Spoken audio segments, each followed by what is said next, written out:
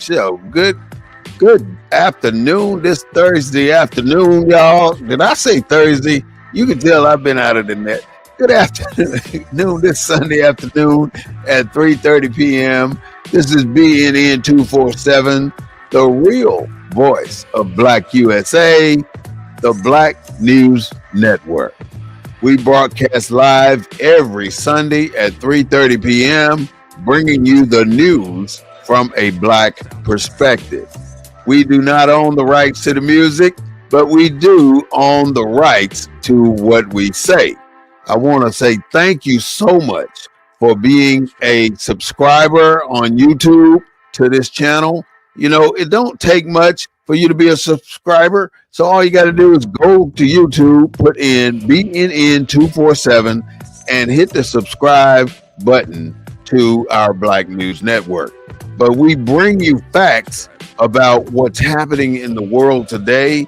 And our objective is to take the stuff that they don't report to you and let you know exactly what they're talking about. Because CNN, Fox News, and all that other crap out there, they report what's convenient to them. They don't report black people getting dogged out, black people getting beat. They don't report that kind of stuff. They report the good stuff that white America love to hear. Without further ado, I want to introduce to some and present to others my co-host and friend, Mr. Claude Foster. I want to say welcome to Mr. Foster coming into the BNN 247. Good afternoon, my brother. Glad to be with you on this. What day is this? August? You didn't know what day it is. I don't know what date it is. I think it's August 3rd. August 3rd, 2025. A lot going on. Right. A lot going on in the world today, right? Yep. So let's start out with what we said we were going to talk about, the history of starving people.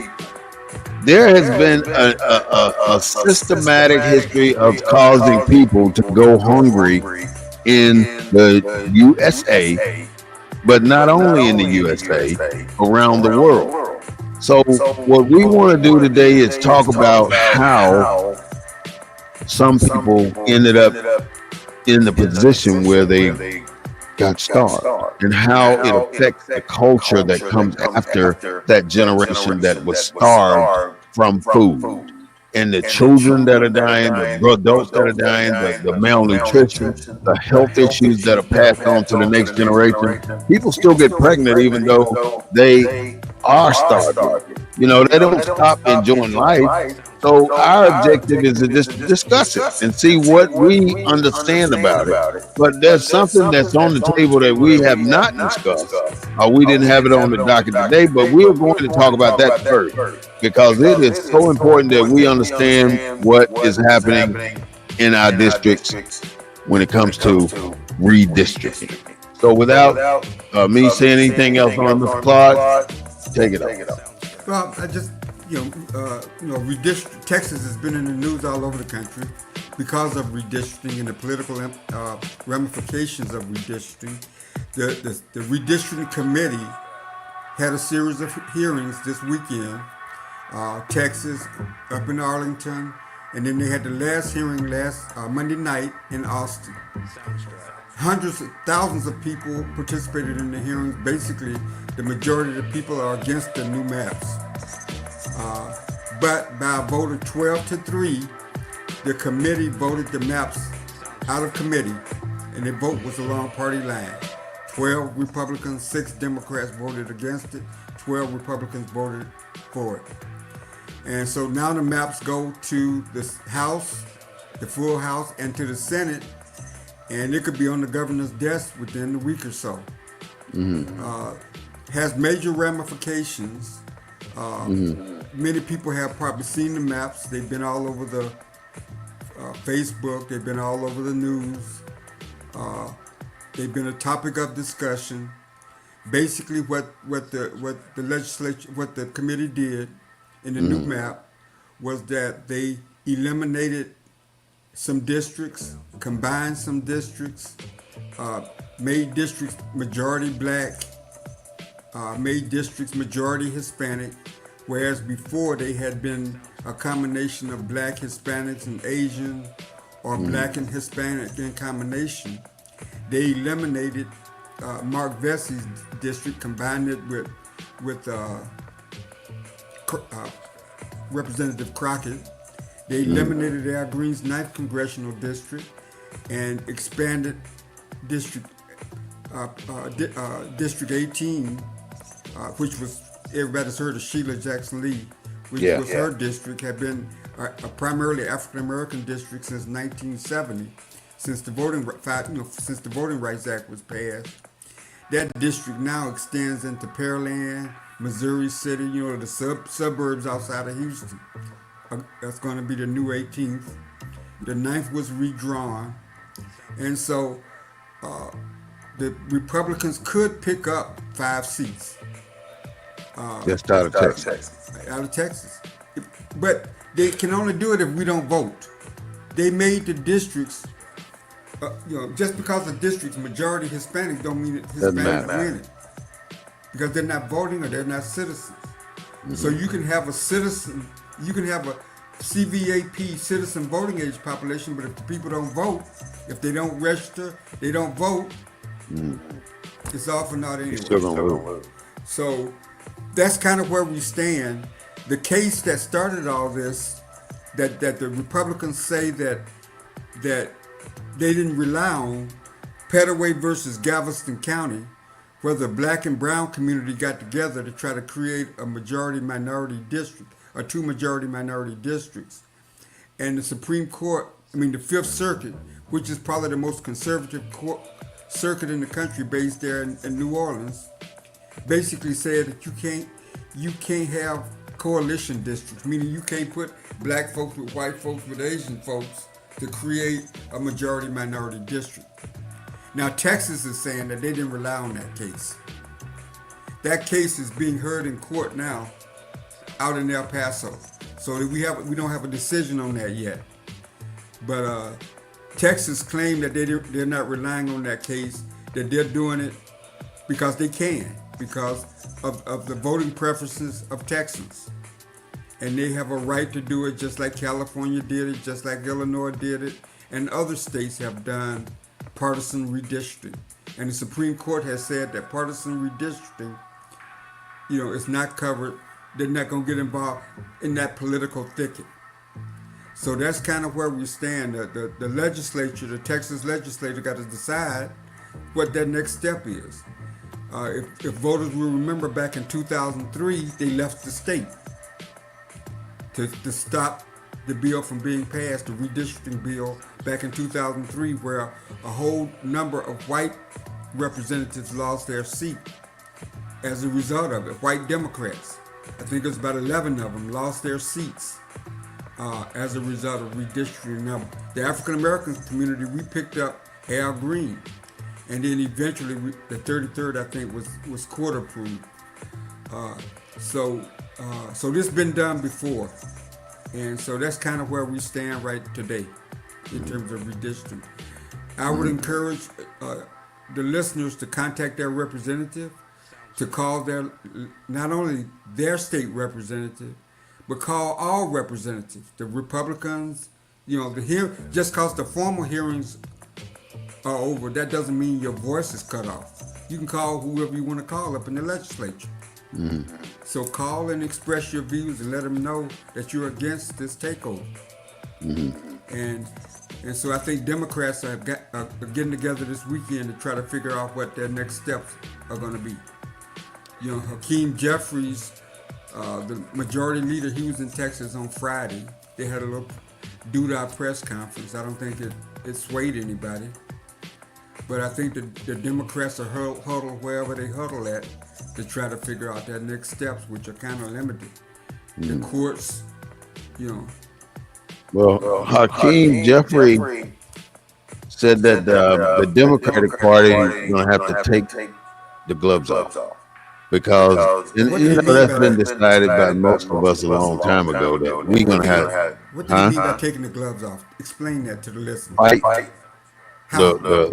the politics, just like the Republicans fight or attack politics. How do they do it? How do the Republicans They do it? cannot passively entertain emotion or the situation that may occur that they are trying to get a vote on. They have to come in with the tactics, with the systems, with the processes that really get you a win. In other words, if I got to step, we're playing basketball, and I got to step on your toe to keep you from scoring a basket, then I'm stepping on your toe. So this is the same thing I'm thinking. Whatever they have to do to keep the process the way it should be, that's what they're going to have to do, and quit playing around with people and acting like they're the sophisticated bunch and not able to get down in the dirt and the weeds and act like they're acting towards them. That's what he means by taking the gloves off.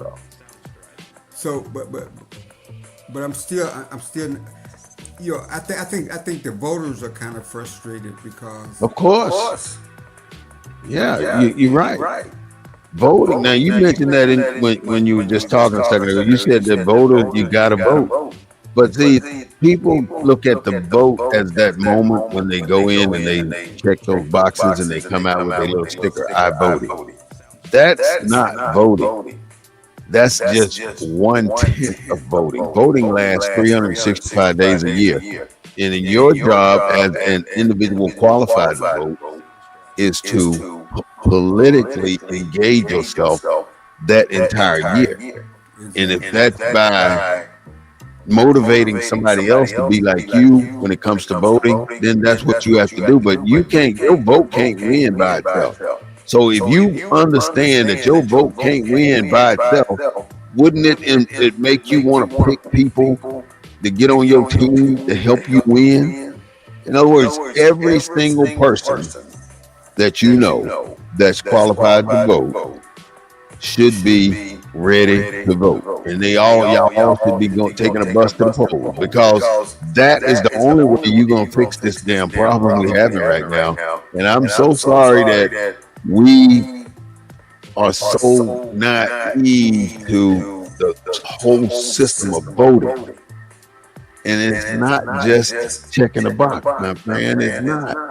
If we can get people to understand that this is your lifeline. If you, as an individual, don't go and vote, then you are cutting your own lifeline.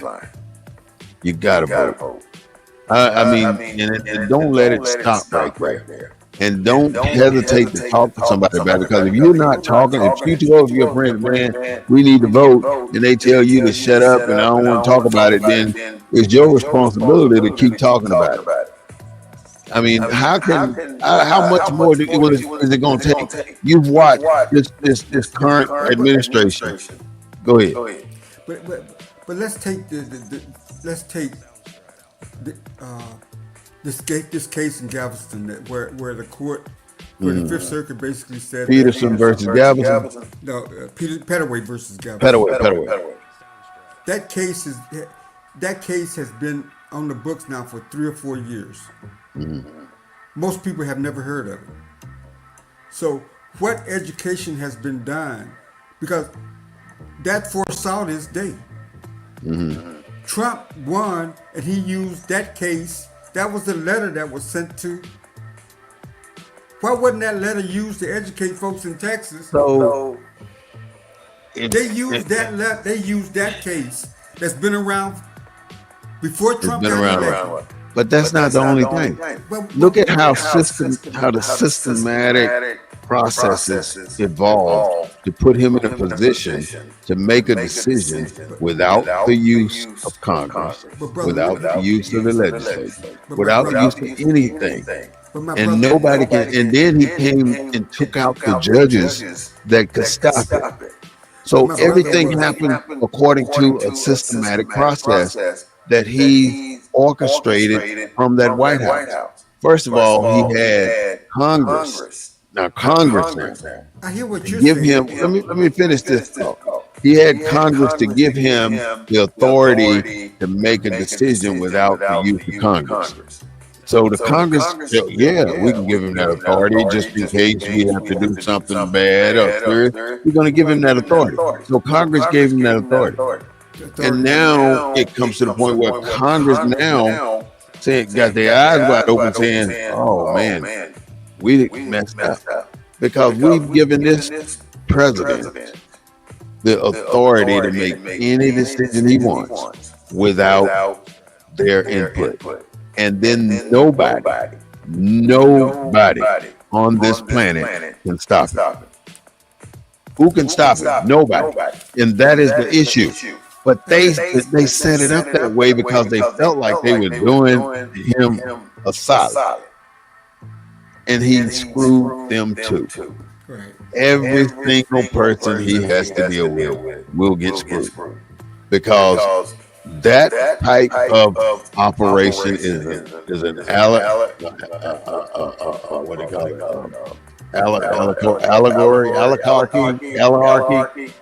I can't get the word right, but you know what I mean. Right. That is a king, a ruler, a dictator. All those indicators that this man is setting himself up to be able to make any decision he wants.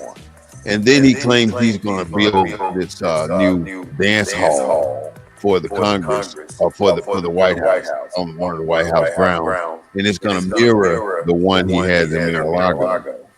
So that's not it, but that's what's happening in Washington D.C. But when it comes to Texas, again, our biggest issue is not the redistricting. They can redistrict all they want. If we vote, it doesn't matter. And they're going to cut polling stations. They're going to cut other operations that assist people to go vote. But that's not the issue.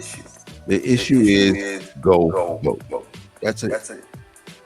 If you don't vote, consider yourself a loser. I think people got to have a reason. And I think that when we have situations like this and we have the tools to educate people with, I think we miss opportunities to motivate and educate black people. See, that sounds good, Well, I do. I think that we missed that opportunity. I mean, we got the vehicles now. You got all kind of vehicles to educate people. If we missed it, that's behind us. Now we got to move. We got to move to the next level. Right now, it's not. I mean, whatever we did or didn't do, we're gonna have to fix it. I mean, I don't know how, but whatever we did in the past, it doesn't matter. Because from this point forward, we got to do something that's gonna make us righteous. And right now, it's not righteous. And the only way we're gonna do that is through what? What do you think? I don't know. I mean, voting, maybe? No, but I think, but you got to educate the voter. You just can't say vote. And what we traditionally do, at least what I've seen here in Texas, and I've been a party to many of campaigns, is that they're race based. We tell people they're coming to take your vote away, and we hark back to 1965, and people are beyond people. I think people are more intelligent. They know that. I think that we got to make voting relevant today. I mean, if that administration can figure out to use a document to do what they did, why can't we use that same document to educate before they do what they do? I've come to a conclusion. It's apathetic behavior in many cultures when it comes to politics. Nobody wants to deal with these politicians, and nobody wants to get caught up with the politicians because they feel like if I go after a politician, now I'm the target, and I'm going to be made to look undesirable. Do you think that black politicians really respect the black voter as an equal? No, No, because the because the black black voter is voter is what what most most people people want to want to call the call the issue. issue. But The do you black think that? Black voter, voter, huh? But no. But do you think? I mean, what I'm asking you: do you think the black politician respect the black voter in the same way that the white politician respect the white voter? Claude, Well, it ain't. It'll it'll never be never the be the same, same. black and Black and white. white. I don't I care don't care how we how we dress dress this this pig up. pig up. It'll It'll never never ever ever be the be the same. same. There's There's so so many many things that things has that to have to happen happen before it before can it can be be nearly the nearly the same. same. And we And have we have not not crossed crossed the home home plate. We plate. ain't We even at ain't the even at the home home plate plate yet to yet get to get started. started. So So right right now, now, there there ain't ain't nothing we nothing could we talk can talk about that's about gonna that's gonna compare. compare. Nothing. Nothing. I mean, I mean, if, I don't I even don't know even where to know where to start when it start comes when to start we talking start about talking about comparing comparing black black and and white. white. No, I'm talking about the voter. I'm talking about you're a voter. Yeah. I'm talking about educating the voter so that we understand the importance of these elections, whether it's city council, state, federal elections. I How mean, one about of the one of the reasons why these districts are changing is because of public policies that like right here in Houston, the 18th congressional district ain't what it was in 1970. Most because of economic redevelopment, because of greed, black folks have been dispersed out of the 18th. The 18th before they did this was only 43% okay? black. Okay. So you So you said said has it been has been dispersed. dispersed. So that So that means means somebody is somebody is already already looking at looking it at it and and figured figured out that out they that need they to need to break this break up, this up. But we're in charge. huh? Huh? We're in charge in Houston. Black people Black ain't people in ain't in charge of charge shit. of shit. Excuse my Well, language. I mean, they're No, in charge not in in Not in Houston. politics. They're in a They're in a position, but position, they're but not they're in not in charge. charge. They're in the They're in the position, position and they're and they're doing doing everything they everything can they can possibly possibly do do to to work work with the with the white white folk folk who who does does the the unjust unjust to to us. us. Okay, Texas House Democrats have fled the state. Mm. That's news, brother. That's That's just just popping up. popping up. They're just popping up. They just fled the state. Okay, so Okay, why so did they why did leave? they 'Cause leave? 'Cause the the vote is on vote the is on the floor. floor. No, the vote's gonna be next week. They left so that they can't be a vote. Yeah, yeah, Yeah. That's not a quorum. They just fled the state. it They makes just sense. popped up. It makes It sense. makes So sense. that So that all this all here, this here, this this vote is vote is just to just to change the change the district, right? district, right? The Uh-huh. redistrict. Redistrict. Uh-huh. Do you Do you blame them for blame them for leaving? leaving? Let me see. No, you No, you don't. don't. They should They have should left have left. a Now that just long. I popped up mean, on but my. what else What can else you can you do do when you when you don't don't have have a a majority majority anyway? anyway? You're Now, working from a Working from a deficit. deficit. now that just popped up, but okay. You can't. You don't You don't have. You have don't you have the don't have the tools to tools to fight. fight. You You gotta. gotta You only thing you only can thing do you is can do is run, run. and that's And what they're that's what they're doing. They're doing. They're running. running. Texas House Democrats flee the state to block a vote on new congressional map. Mm. Dozens of Texas House Democrats flew to Chicago Sunday in a bid to block state Republicans from passing a proposed redistricting map that could give the GOP 5 additional seats in Congress. Let's see who all left. Why don't you Why don't just you vote just vote no? no? Because there's not enough of no's. There's not All enough right. of All So right, it's them. so not it's enough not enough no. So no, you so just you do a you no do a no vote, vote, right? right? And what does And what that does get that you? get you? It's It's still still No, not what I'm enough not saying, no. enough no. no, what I'm saying, brother, is the legislature haven't. It was voted out of committee. It goes to Right. the Right. House and the Senate. Right. Rather than have a quorum in the House, they got to have a quorum to conduct business. Yeah. Yeah. So Enough Democrats left that they don't have a quorum, so they can't pass they don't They have nothing. don't have. a. Oh, so they So they're they fighting to fight keep to the keep the opening, opening.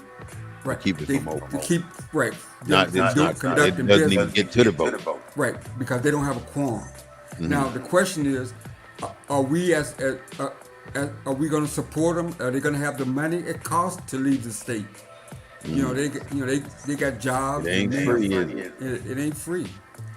And so now it's kind of ironic they flew to Illinois because the governor of Illinois, Pritzker, is a billionaire, and he wants to be president. So that's probably politics in that. I mean, that's where they went to, Chicago. So do you see us Us paying paying the money for vacating like that? Do you see us making donations? They had to have airfare. They had to have hotel. Of course they there, did. you know, Food, all that. They could have went on private jet or Services. something. But I mean they went to How long they gonna stay is an issue too. Because as soon as they come back, they can put it back on the floor. Well, how much money does Pritzker have? He's a I don't billionaire. keep up with other people's pockets. He owns I the don't Hilton. know. I think he owns the Hilton hotel chain. So that's the governor of Illinois. They can stay forever. Well, as long as he's willing to support them. I mean, but they got to eventually come back. I don't know. Yeah, they got to come back. They could stay the hell freezes over. I don't think the Republicans are going to change their mind. Now, what they may try to do, that case in that the Pettaway versus Galveston, that's being heard now. So they may be hoping for a decision that reverses, right? That dismissal, or that reverse that says that coalition districts are covered under the Voting Rights Act. So they may be. Well, if they can't get it that way, they're gonna go after the Voting Rights Act, just like they're going after the 14th Amendment. Well, they're doing all that. The Pettaway versus Galveston County is about the Voting Rights Act. The Voting Rights under Section 2, they're saying that Section 2 does not authorize. There's no such thing as coalition districts being authorized under Section 2. That's what the Pettaway case is all about. And the Fifth Circuit, the 3-judge panel, basically said that it was covered under the Voting Rights Act, but when they put in the full Fifth Circuit, they said they voted it down. They said no. So now give a description of the Voters' Rights Act, because we think we know what it is, but like some basic stuff. The 1965 Voting Rights was passed as a result of legislation by Lyndon Baines Johnson, and it was prompted because of the sacrifices that folks made in Selma, Alabama at the Edmund Pettus Bridge. And basically the Voting Rights Act removed all impediments that was causing black folks not to be able to vote, poll taxes and all kind of other impediments to voting. It also had a provision, Section 2, where states, southern states, the 11 southern states that was practicing discrimination primarily, had to get pre-approval from the circuit in Washington, D.C. or the Justice Department before they can implement any voting change. And that was a recent thing that they eliminated. So now they don't have to get pre-approval. So they can, whatever they do, if it passes muster, they can implement whatever it is that they're trying to do without getting So if they want to change your precinct at the last minute to keep you from voting, they don't have to get pre-approval. They can do it. And the Justice it seems like the process that they're trying to set up on all the different platforms. You know, they started with the president, making sure he's got access to do all the damage he wants to do. Well, what they've done is they got the main enforcement venue for the federal government was the Department of Justice. That is now Trump's Department of Justice. Yeah, and justice doesn't mean the same thing for Trump as it meant for us. So that's kind of where there's no way. We can sit here and applaud and think that this entire system works with us. When the 14th Amendment become repealed, what does that make you and I? 3/5 of a man. That's what it makes us. 3/5 of a man. But you think they're gonna repeal the 14th Amendment? I think they're gonna do something with it because it's under review. And right now it's just an amendment. It's not a law. It's not written in a stone that this is the way. It's part of the Constitution. Yeah, but it's an amendment to the Constitution. But in order to get rid of it, they got to get 3/5 of the states to agree. I mean, that's you don't think they can do that? Not today. I think they can. If they can do what they've done thus far, I don't see why. They got workarounds that make stuff happen. And I ain't here to promote nothing that they do with the Republican Party. But what I will say is, you got to be the most cutthroat organization there is to get the passings that they have got. You can't get this stuff passed unless you're slicing people at the knees, and you're doing it with a pretty face. And if you notice, every time a Republican go on television, they start talking about Biden. They always revert back to Biden did it. Biden did it. Biden did it. All day long. Every single Republican that speaks will say Joe Biden's name. Why is that? I don't get it. I know it's something that they're doing. They're putting it in our planet, in our minds, or in their constituents' mind, that Joe Biden calls America to fail. But they are setting it up for failure right now. They're setting it up for a dictatorship. I'll use that word. And it's causing other people to feel disenfranchised. So now we're wondering how we're going to struggle to get back into the game. Right. We can't get back into the game unless we go to the game. We don't want to participate. And I have talked to 50 people today, and not 5 of those people are interested in politics.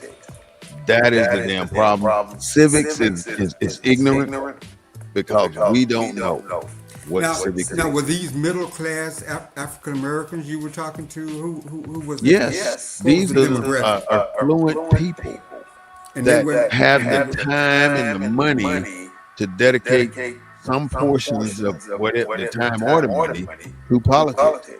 But they are not interested in that. They're interested in drinking a beer, or enjoying the day, having a cookout, inviting the friends over, but not talking about politics, because everybody's got to the point where they feel if you bring up politics, you're ready to fight.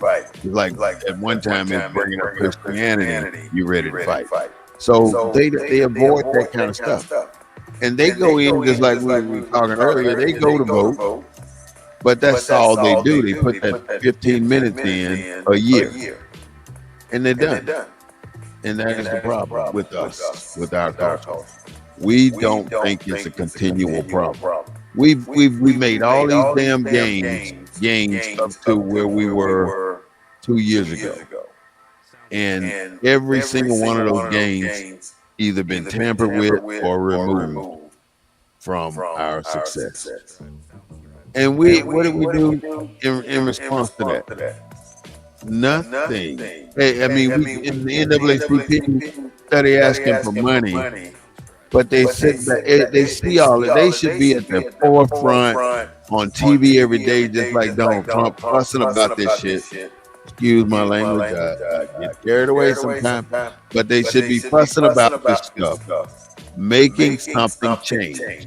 But nobody wants to lead our culture. And see, the question would be, is why not? Because there is no culture. There's culture now, don't get me wrong. We got our traditions, but there is no nationality. And see, most of when I say nationality, people think, I don't want to hear that shit. See, I'm gonna come off of this subject, because I get carried away. But I mean, I think it's relevant. I mean, what you're saying is relevant because the listeners need to hear this. I mean, politics matters. It matters. I mean,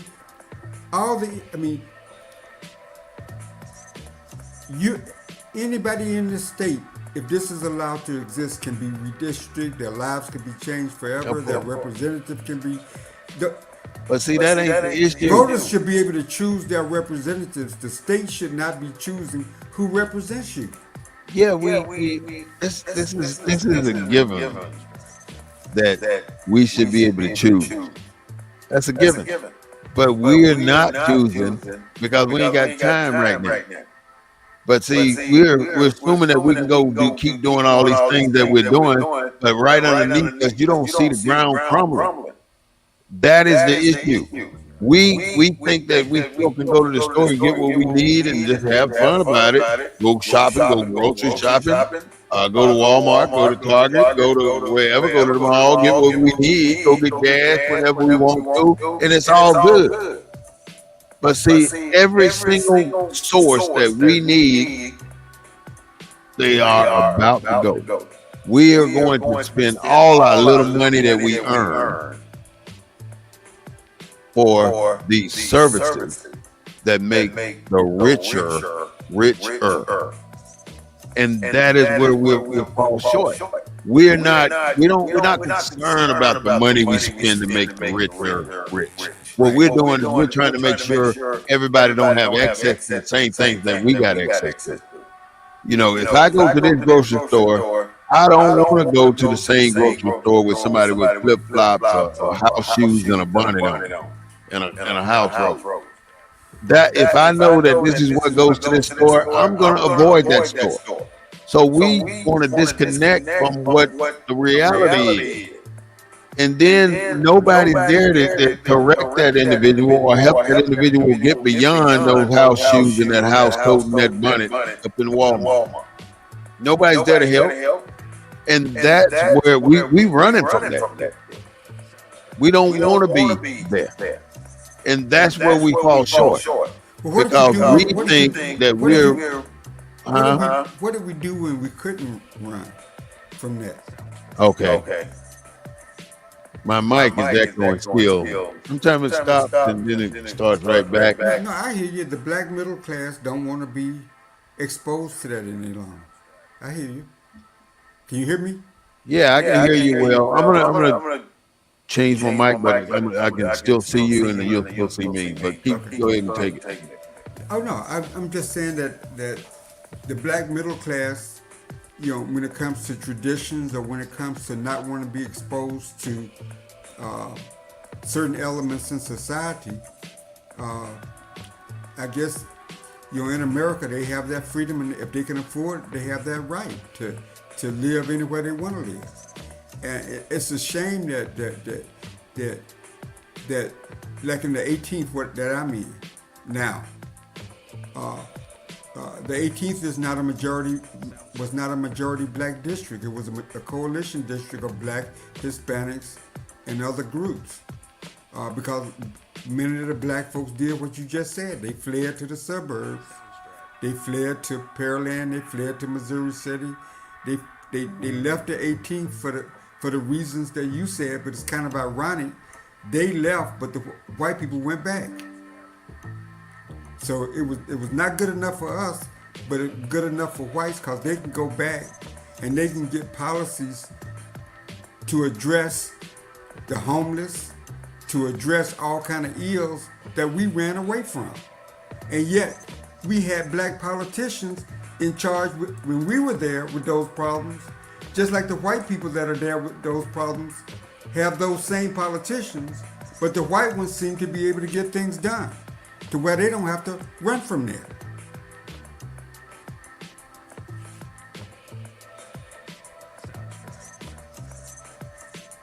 I can't hear you. I can't hear you, brother.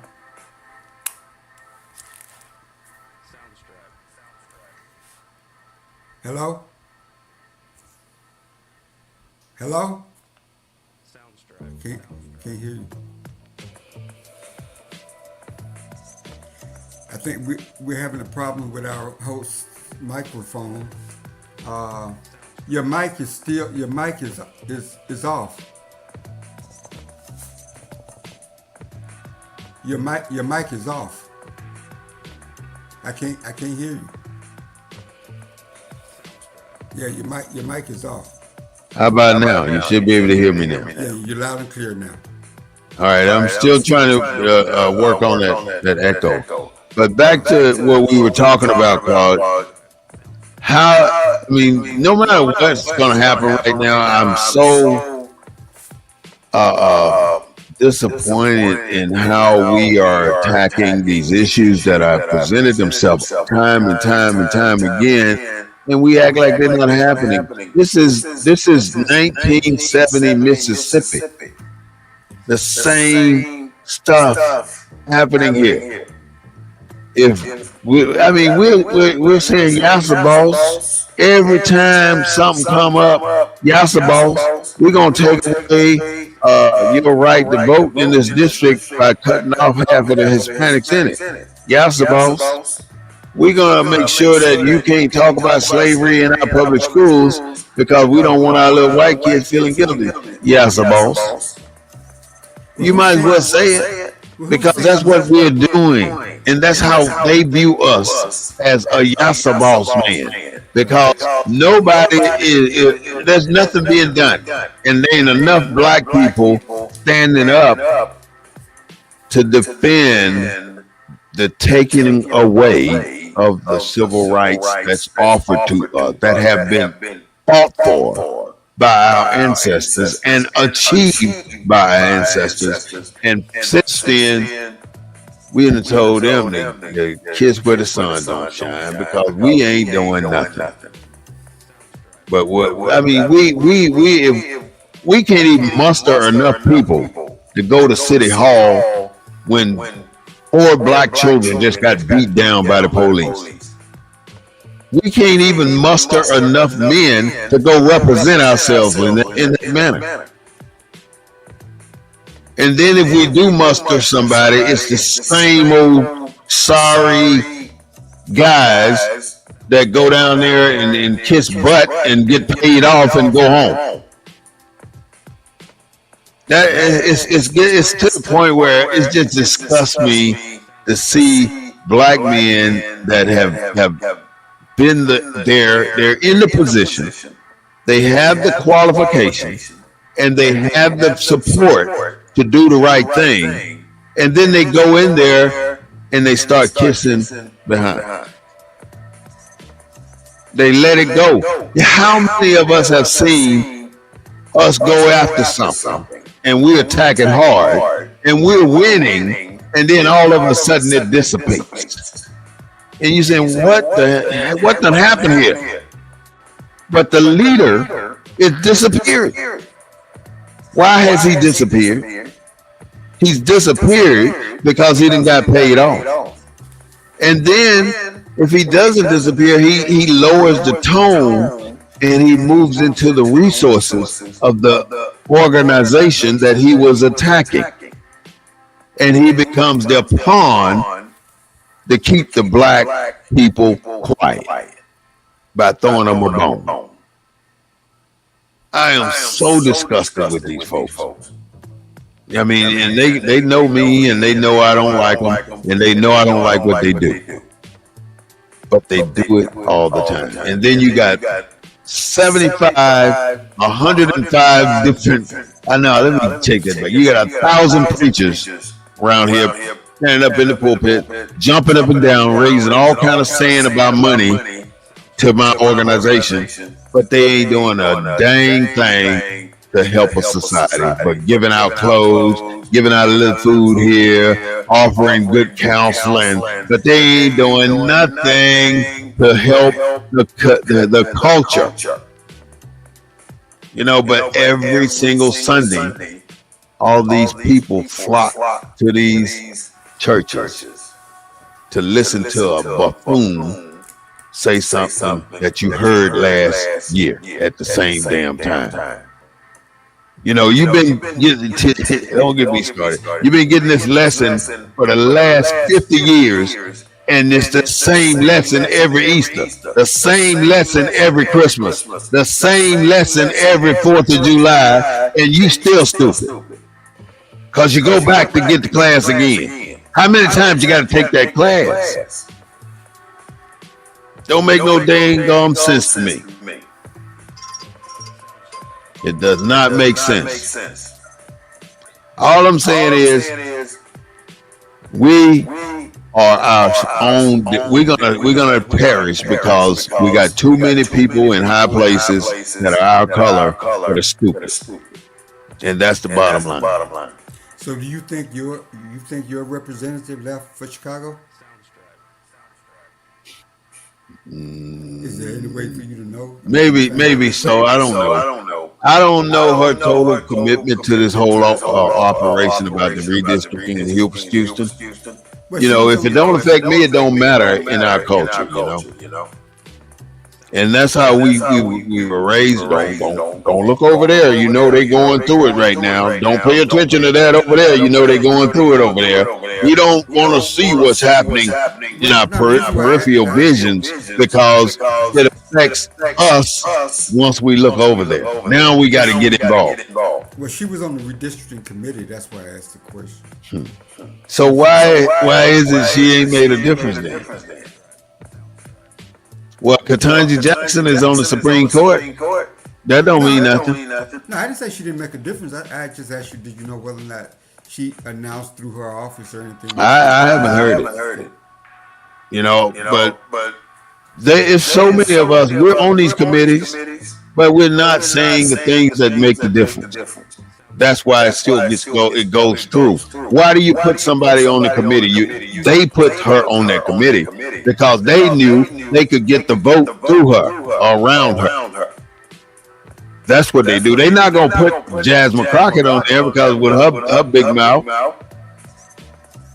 they're gonna put somebody that want to sound like them and act like them. You know. We have our own language, but how many times do we say ask instead of ax? When we know ax is our word. How many times do we say for instead of fo? When we know fo is our word.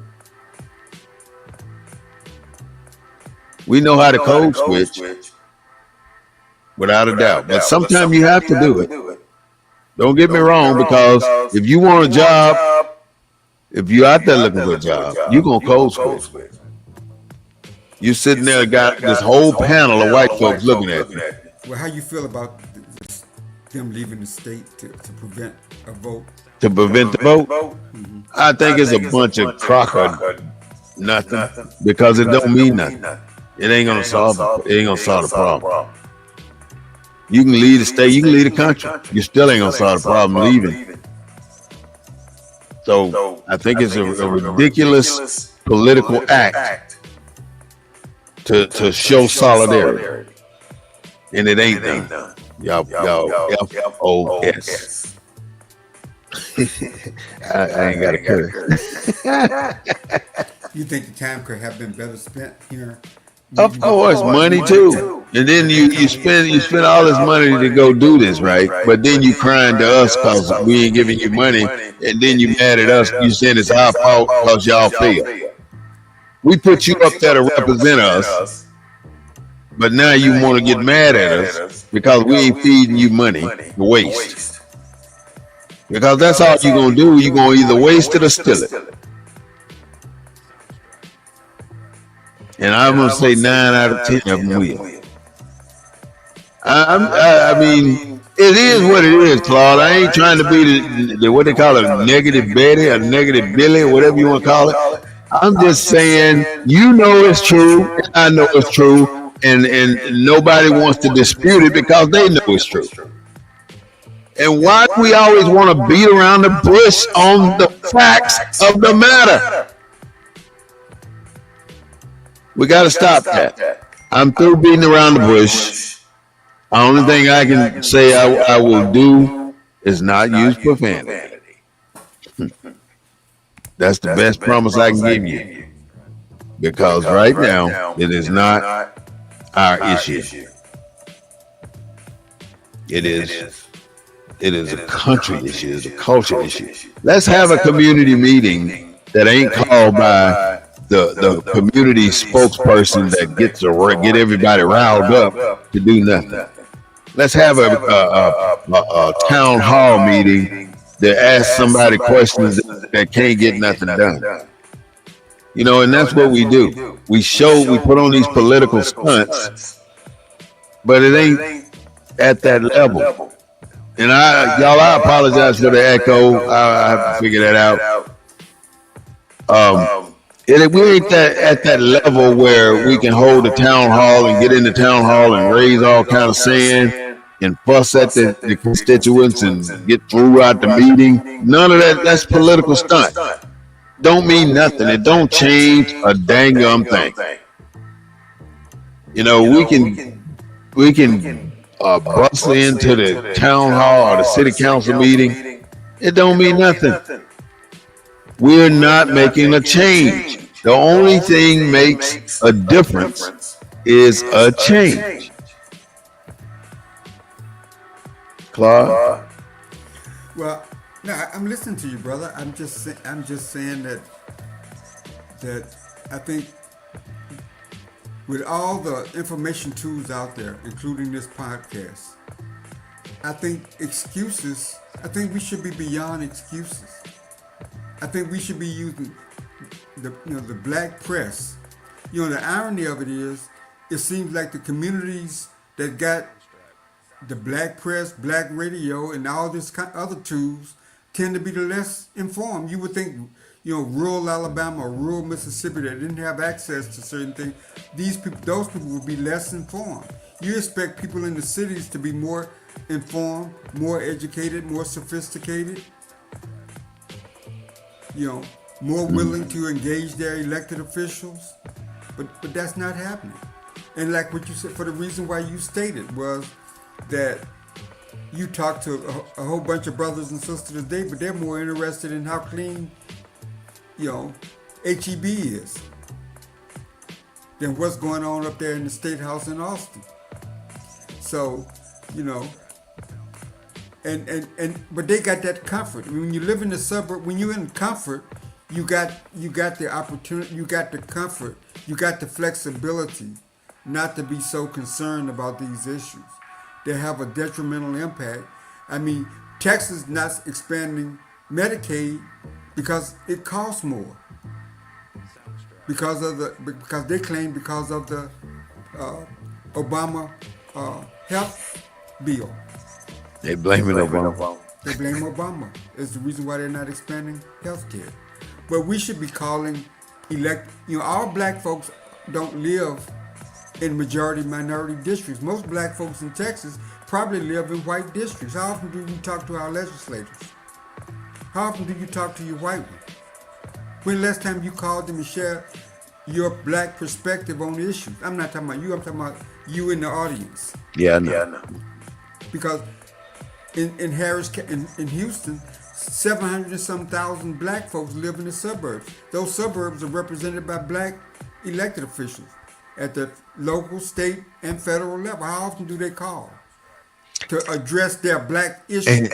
They don't. They don't. Because their life is comfort. Like you said, you got a nice HEB. You ain't got to worry about a crack house next door. Because the crack house is over there in the black community. So those kind of black issues don't concern you. But those are the people that the black representatives represent. And they're kind of strung out there on their own. Because the black middle class are not talking to their Republican representatives. In no kind of concerted way. In no kind of organized way. The black preachers ain't talking to them. The nonprofits ain't talking to them. The constituents ain't talking to them. Where do you live at in San Antonio? Who's your in representative? The city. Who's your representative? In the city. When the last time you talked to him? I don't. See? Because those are the ones that you got to help educate. Though when I was with under Nick Lampson, I used to communicate with him. How long was that? Well, Was that recently or a while ago? No, that changed when they redistricted in 2003. They took me out of Nick Lampson and put me in Al Green's district. So we got to look at our black displacement. We left the black community. Most of us are in majority white districts, but yet we're not engaged in the kind of policy issues that impact the broader black community. Go ahead, Clark. I'm just saying. I mean, I just think that we have to get a little bit more sophisticated. The talented tenth, if you will, the talented tenth that lives in the suburbs. that kids go to good schools, that they got a grocery store and everything right next door. They got plenty of health facilities and stuff. We have we have to engage our elected officials on Black America, about the conditions of Black America, of which we're part of. And I just don't see that. Everybody wants to, go to the events that the Black congressperson have, or the Black state senator have, or Black representative, even though they don't live nowhere near. But I'll tell you, can you hear me? Yeah, You hear me? yeah. I'll tell you this, as far as our culture is concerned, our people are no longer being interested in all these things that we're doing. For instance, big events like the Essence Festival this year was not as big as it normally is. The NAACP convention, not as big as it usually was. The Baptist convention, not as big. So everything that we used to support in droves, wholeheartedly, is shrinking. And it is shrinking for one reason, and that is because of the leadership. The leadership that we are experiencing in our organization today ain't about DODO. They ain't, because every one of these organizations only exist right now, it seems, is for the next person to get that position. Everybody's striving to get that position. I want to be president, but they want to be president and they ain't even got an agenda. They want to be president, don't even have a reason to be president. Don't even know what they're gonna do. They just want to be president. That's it. And that is the problem. Nobody holds nobody to a standard if you're the president. Ain't nobody trying to check you if you're the president and you ain't doing nothing.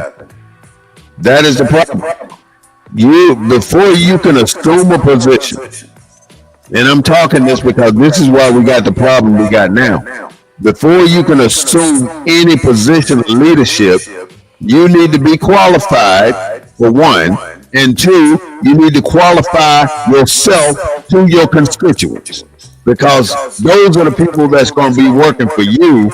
If it's non-profit, it don't matter. If it's for-profit, it don't matter. But they'll be working for you, and they need to understand that you got a plan and you ain't wasting nobody's time, or you ain't there for self-gratification. That's basically what it is everywhere. Greed. Everybody wants it for me, for me, for me. That's it. Nobody's out here to serve the public. They're serving themselves. I've watched people in organizations take the organization money and spend it on themselves and pass it out to other people as if it was theirs, making themselves look good, covering up. And then the people that are in the middle of all of this, they sit there like a knot on a log and won't say a word, which creates the problem even more. And you kind of wonder why some of us are so frustrated. The ones that know how to do these things, they're sitting on the sideline shaking head, because nobody wants to deal with these wannabes that ain't got the damn sense to do nothing but self-gratify themselves. They don't care about their community. They don't care about the society. They care about two things: themselves and the money they can get for themselves. That's it. And they won't spend $1 to get a cup of ice. And you know what my nephew always say? The white man's ice is colder than your ice. How stupid that sounds, but it's the truth. We sell out so dang quick, it ain't fun. And I'm sick of sellouts. Well, Eric Holder said things have gotten so bad that we got to that things he wouldn't have done in the past, he'll do today in response to the people leaving the state. Mm-hmm. We used to have credibility. We're getting less and less credibility as time goes on. But when you become 3/5 of a man again, then you're gonna want to kick somebody in their butt to get yourself back to where you're supposed to be. But you're not gonna get there because you don't let it slide too far down the hill. You're not gonna get there. You watch when they repeal this 14th Amendment. You and I, Clyde, will become 3/5 of a man again. And you think that's your life-saving anchor? How naive can you be? Black, African, American, Haitian, Jamaican, whatever other color that look like me with the melanin, you better get up and do something because we are headed for this road. Donald Trump's taking us to a point where we ain't never been in our history.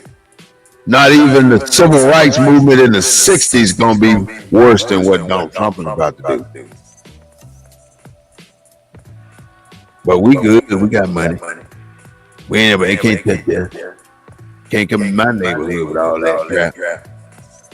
Watch and see. They triple, quadruple your taxes.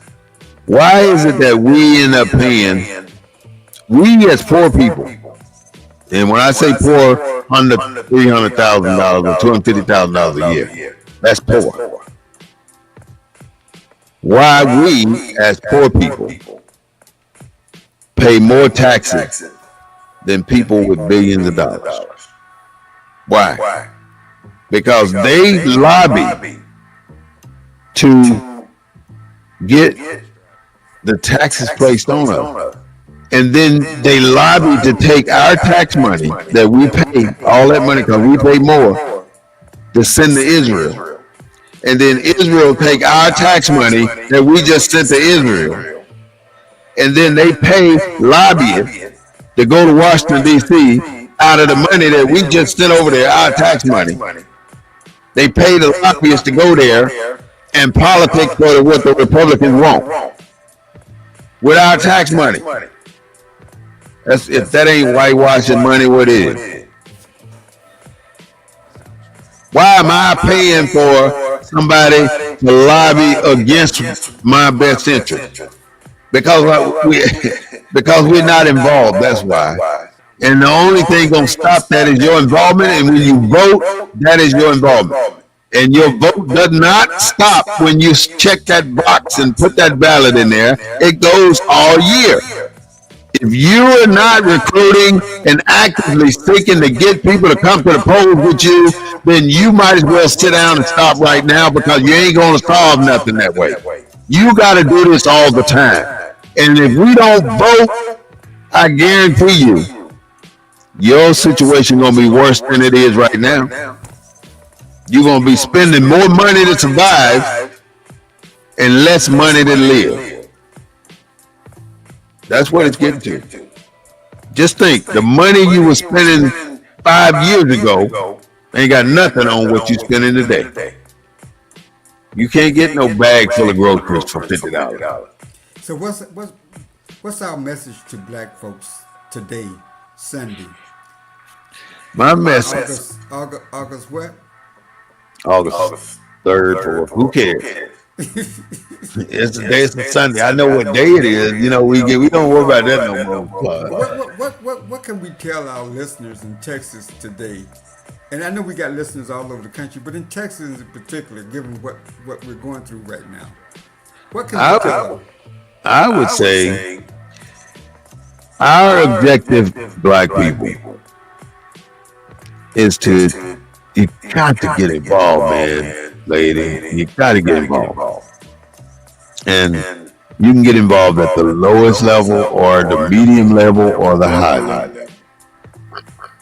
Your local YMCA board, your local city council board, your local, all you got to do is attend the monthly police meeting that they hold every single month in every single police station. I don't know if you knew that. Every month they hold a meeting that's open to the public. And you go there and you can find out what's going on in your community. If all the substations, every station hold a meeting for the public every month. All you need to do is go. And you'll learn something about what's happening in your community and why are they targeting, why you see so many police cars in your neighborhood. You'll know why. Because you're attending, you're functioning, you're getting involved. You got to get involved. And if you don't have to be a follower, you can go in with the leadership in your mind. But if you want to be in leadership, you better learn your product. You can't lead if you don't know your product. You want to go be the captain of the basketball team, but you can't even dribble a ball. It don't work like that. Know your product. Learn your constituents. So what can we do? That's what we can do. For one, seek leadership positions with the quality, and you have the qualifications. Qualify yourself. For two, participate. You got to get involved. And for three, educate your children, if you have children, about this country and your culture. And four, get your nationality straight, because you ain't got one right now. I'm telling you, that's gonna get you. You don't have a nationality, it is going to get you.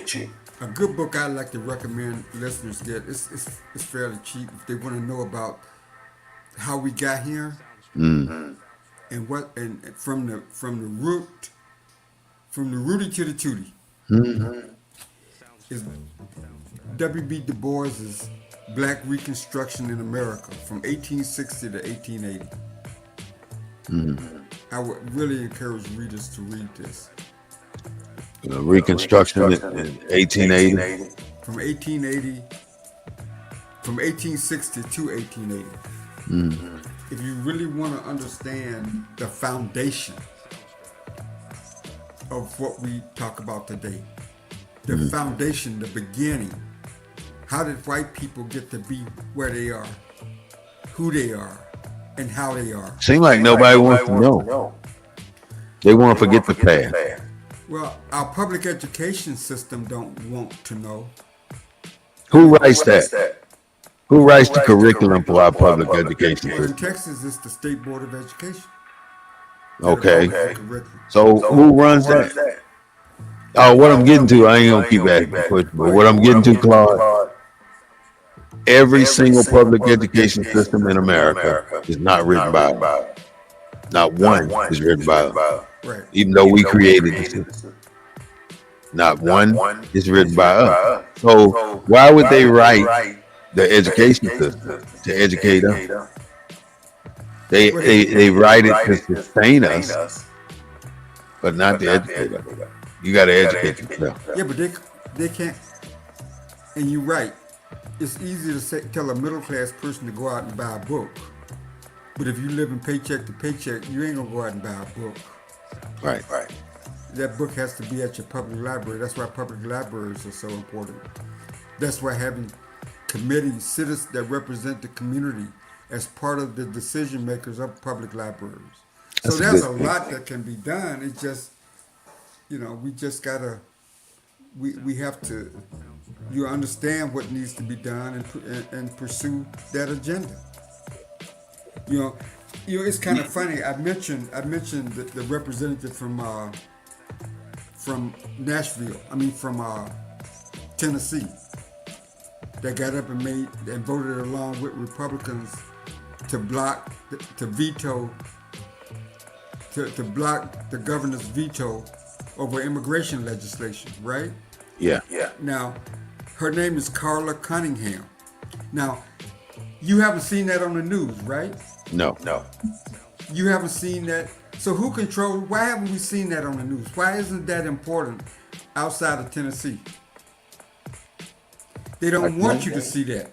They don't want, certain power brokers don't want to see an independent black woman supporting legislation that supports the Republican agenda, or that's viewed as supporting the Republican agenda. So they're It's not going hidden. to talk about it. They hide that truth. They hide that truth because they don't want us to see that truth. They don't want us to see that truth. See, everything that is like Democrats do support Republicans' legislation. That's not that it's a quid pro quo. Everything ain't controversial. But we don't know about that. They don't want us to know that they're cooperating with the enemy. But they do it every day in the legislature. Every day. But when it comes to certain legislation that impacts us directly, you know, I don't want to say it on air, but their hands is too much in somebody else's pocket. It's not our pocket, and that kind of dictates how they. All right, let me ask you a question, and you take this question and close it out with your comments.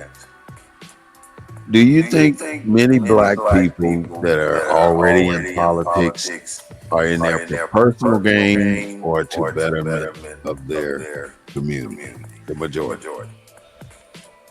Having worked around politicians, having tried to help politicians win, I think all of them kind of go in because they really want to make a difference. I think they understand politics and understand that's the number one game if you really want to make a change in this country. But I think once they start running and see how much money influences, money in politics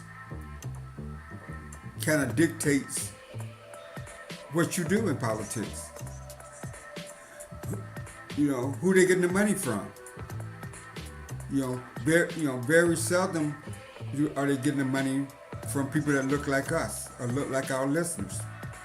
So money in politics kind of dictate the performance of our elected officials. And so we have to understand that. We have to become more involved, more engaged. We got a lot of nonprofits. We got few political action committees where we pool our resources so that we can make sure that we're helping the right candidates get elected. So I think we got to get a little bit more sophisticated around politics and not just elected office. How does the politician get there? What he needs to get there, and how much are we supporting that politician in his efforts to represent us? And so I think we have to become a little bit more sophisticated. I think the black middle class understands that. But I think the grassroots, the people who need political support the most, need to understand that. And instead of spending money on frivolous things, I think that they need to understand that they can pool their resources because the law allows it. They can pool their resources and contribute to the candidate of their choice. So I think that we have to create a greater understanding of politics and how politics are played out in this country. And so I think through that evolution of sophistication about politics, I think we'll have better politics. And with better politics, I think we'll have better representation. And through better representation, I think we'll have a better existence and better quality of life, racism notwithstanding. All right, ladies and gentlemen, you heard Mr. Claude Foster, the founder of CDA Counseling, a consulting group. And I'd just like to say I appreciate what you bring to the table, man, for being in 24/7, because your depth in politics is what's needed. You're somewhat of a commentator politician. Because you've been involved for a long time. You know what it works. You know how to work it. I've been around the game. Yeah, so I've been encouraged to get in the game, but life catches up to you. Yeah, it does. Takes Let me a lot stop of that beat. takes a lot of energy. But so how long? I know we're over our. We never stick to our No, we don't. We don't. hour. How long do you think the uh, the Democrats gonna stay out? They're gonna have to stay at least a week. You know, I think a minimum they're gonna stay a week, but they'll be back in 1 week. And you know, because You think they'll be back in 1 week? it's uncomfortable. It's uncomfortable and it's expensive for them to be staying more than a week. That's why I say just a week. So you got a week. I think this may require them to be out for more than 30 days. They're not gonna stay that long. I just don't think so. It's it's possible they did it before. I remember when they all left the last time. And you know who came back first the last time? Whitmire, the current mayor of Houston. He was a senator. He broke the quorum. He broke the state. Funny how things just kind of repeat. And look what happened. You end up becoming the mayor. You end up getting what you want after the fact, you know. We wash, rinse, and repeat. Yeah. Wash. It's the same everywhere you go. No matter what we do, it's going to be the same. But Mr. Claude, your final words? Oh, I'll turn it over to you, my brother. My final word is that everybody just pay attention. Don't take no wooden nickels. Mm-hmm. And when it's time to vote, make sure you get yourself to the polls. All right. Well, thank you so much, Mr. Claude. I will see you again on our next broadcast. Appreciate everything you bring to the table. Please have a great Sunday afternoon and wish the family well. All right. Bye. Ladies, brothers, sisters, gentlemen, thank you so much for joining BNN 247. One thing I want to do before I go is to run down a list of items that I want you to tell me what these list of items may represent for you, because they are for all of us in our culture. And first of all, I got to tell you, you got to get to the point where you get your nationality straight. You know, people might think that's a joke and that they already a U.S. citizen. But when you see what's happening here, they're playing around with citizenship. They're playing around with the 14th Amendment. They're trying to do some things different than what it used to be. And because of that, it ends up getting us caught up in what's happening here in America. And we are really the real target. And I'm not understanding why we don't recognize why we are the target. We're the target because we are the most powerful people on the planet. And we gotta be kept in the position we're in, because if we don't, then we will figure out that the land belongs to us. And that is not what they want us to know. I'm sorry. I just have to put this person on BNN 247 right now, because it's about all of us doing what we're doing. Take me 1 second. I'm almost done.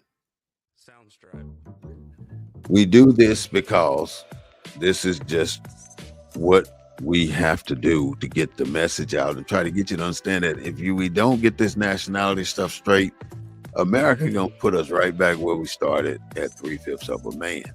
You know, only thing stands between us and 3/5 of a man is the 14th Amendment. So what I read this morning, that they are, I don't know who they are, some Republican people are now focused on what to do with the 14th Amendment, because there are some things in the 14th Amendment that contradict the 5th Amendment. So there are some problems, and they're trying to fix it, and they're going to keep trying to fix it until they get it done. So I don't know what to tell you or anybody else, because it's going to change, and it's got to change. and you sit back and allow yourself to get caught up in it, it's going to be too late to change. And some people that have already went through processes to get themselves straight, you know, they can't help you, because this is the difference. Now, let me try to explain. The difference is chattel property. You belong to the state, or you're a free man. You're a citizen, or you're a national. And you have to make the decision on which one you want to be, because it's not going to change just because you're upset about it, or just because you're angry about it. I'm really sorry that we have to go through this, but that's the raw truth. And I want to show you something, or play something for you. This is what you should know about what I'm talking about. Listen to this. Loyal to the land, the corporation. Citizens must obey codes, statutes, and regulations that change every political season. Nationals are only bound to common law and the Constitution. Rights don't expire or end. Citizens are presumed at war under emergency powers.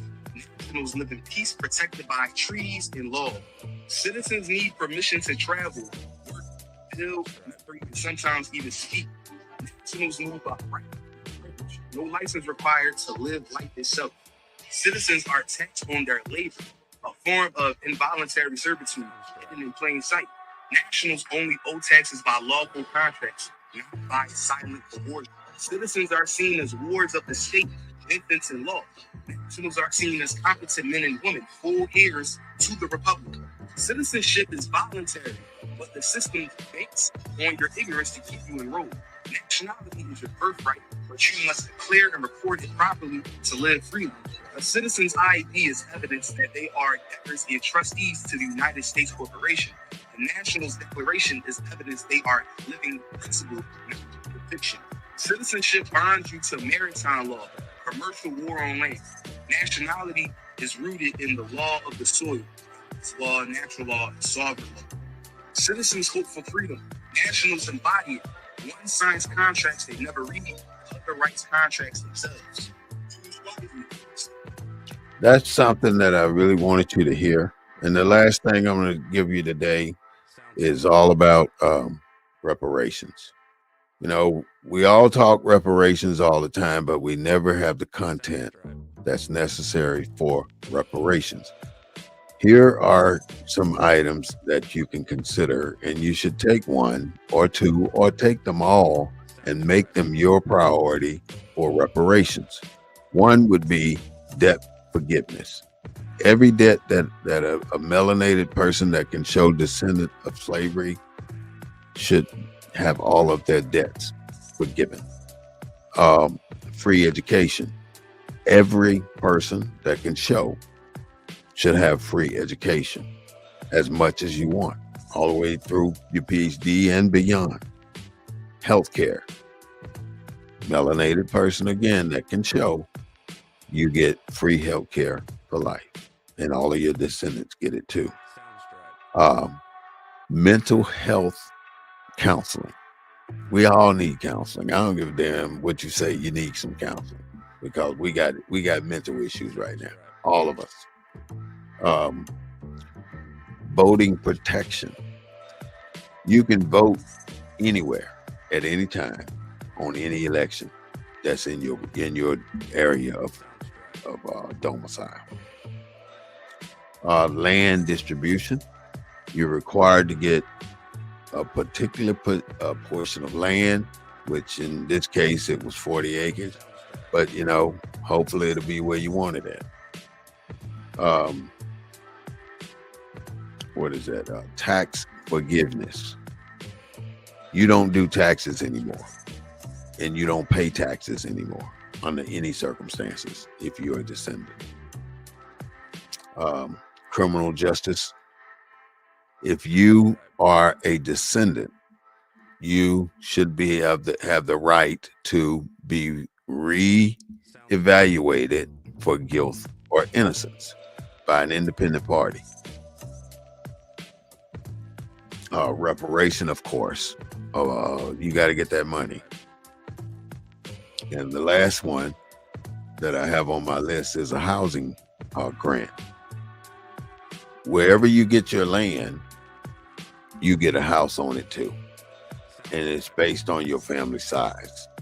If you have one person in your family, you get a house equivalent for one person. 5 people, that's the type of house that's given to you for that particular reason. This is the Black News Network, BNN 247. You can find us on YouTube. Please subscribe to my channel and don't hesitate to hit that Cash App and send us a donation. We're in the business of trying to make it right, trying to get you the information that's not coming to you on a natural basis. We appreciate you. The music, we don't own the rights to the music, but we do own the rights to what we say. We're broadcasting from a Black perspective, and we do this every Sunday at 3:30 p.m. This is the Black News Network, getting ready to